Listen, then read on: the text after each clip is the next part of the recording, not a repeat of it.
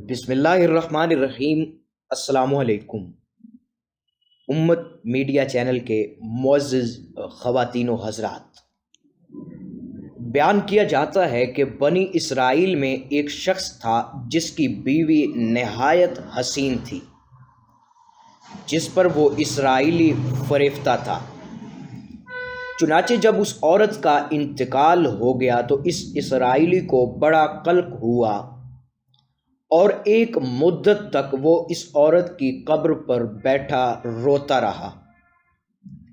اتفاقاً حضرت عیسیٰ علیہ السلام کا ادھر سے گزر ہوا تو انہوں نے اس اسرائیلی کو پریشان حال دیکھ کر اس کا سبب معلوم کیا۔ جب اسرائیلی نے اپنا واقعہ بیان کیا تو حضرت عیسیٰ علیہ السلام نے دریافت فرمایا، کیا تو چاہتا ہے کہ میں اس کو تیرے لیے زندہ کر دوں؟ اس نے کہا کہ ہاں حضور، یہی تو میں چاہتا ہوں۔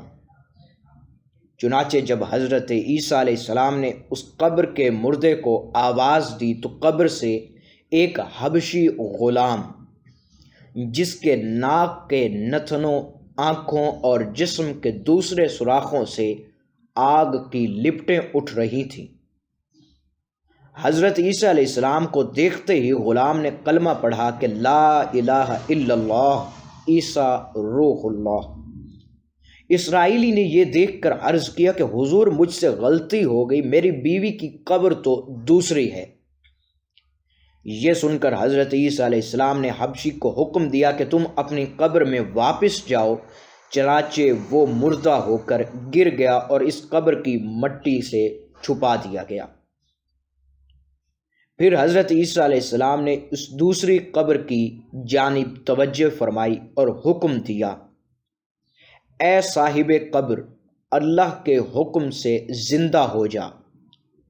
چنانچہ قبر پھٹی اور اس سے ایک عورت سر سے گرد جھاڑتی ہوئی باہر آ گئی، جس کو دیکھ کر اسرائیلی بولا کہ یا روح اللہ، میری بیوی یہی ہے۔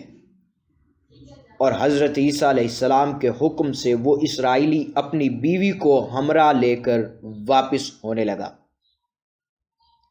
مگر چونکہ عرصہ دراز سے جاگا ہوا تھا اس لیے اس پر نیند کا غلبہ ہو گیا، اور اس نے بیوی سے کہا کہ تیری قبر پر گریہ و زاری اور بیداری نے مجھے ہلاک کر دیا ہے، اس لیے میں چاہتا ہوں کہ کچھ دیر آرام کر لوں۔ بیوی کہنے لگی کہ ہاں، آپ آرام کر لیجئے۔ چنانچہ وہ اسرائیلی بیوی کے زانوں پر سر رکھ کر سو گیا۔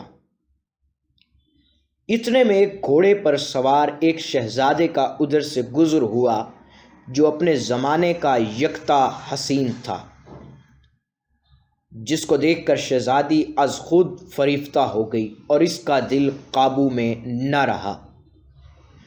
اس نے شوہر کا سر زانوں سے نیچے رکھا اور فرط محبت اور غلبہ عشق سے مجبور ہو کر شہزادے کے سامنے جا کھڑی ہوئی۔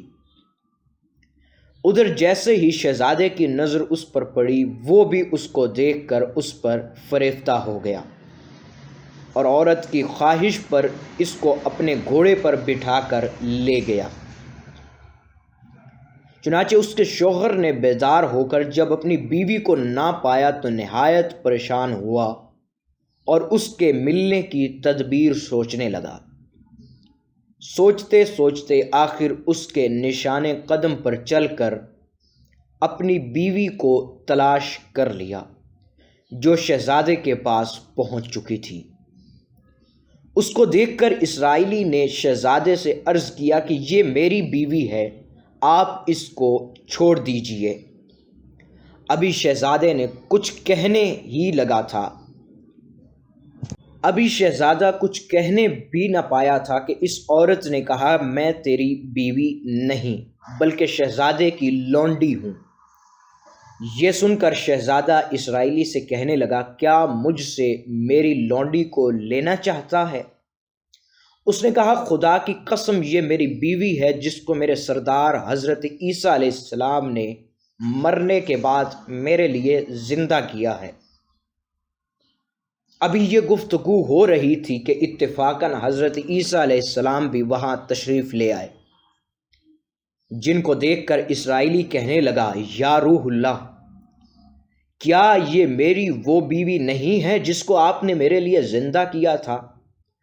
حضرت عیسیٰ علیہ السلام نے فرمایا کہ ہاں یہ وہی ہے۔ یہ سن کر عورت کہنے لگی کہ یا روح اللہ، یہ شخص جھوٹا ہے، میں تو اس شہزادے کی لونڈی ہوں۔ حضرت عیسیٰ علیہ السلام نے فرمایا، کیا تو وہ عورت نہیں ہے جس کو میں نے اللہ تعالیٰ کے حکم سے زندہ کیا ہے؟ عورت نے کہا، یا روح اللہ، بخدا میں وہ نہیں ہوں۔ اس کے بعد حضرت عیسیٰ علیہ السلام نے فرمایا کہ جو جان خدا کے حکم سے میں نے تجھے دی تھی اس کو واپس کر دے۔ یہ سنتے ہی وہ عورت پھر مردہ ہو کر گر پڑی۔ چنانچہ ہمیں بھی یہ چاہیے کہ ہر حال میں اپنے نبی کی اطاعت کو سامنے رکھیں، چاہے دل مانے یا نہ مانے، لیکن نبی کریم صلی اللہ علیہ وآلہ وسلم کے طریقوں کو لازمی اپنایا جائے۔ اللہ تعالیٰ اس واقعے سے سبق حاصل کر کے عمل کرنے کی توفیق عطا فرمائے، آمین۔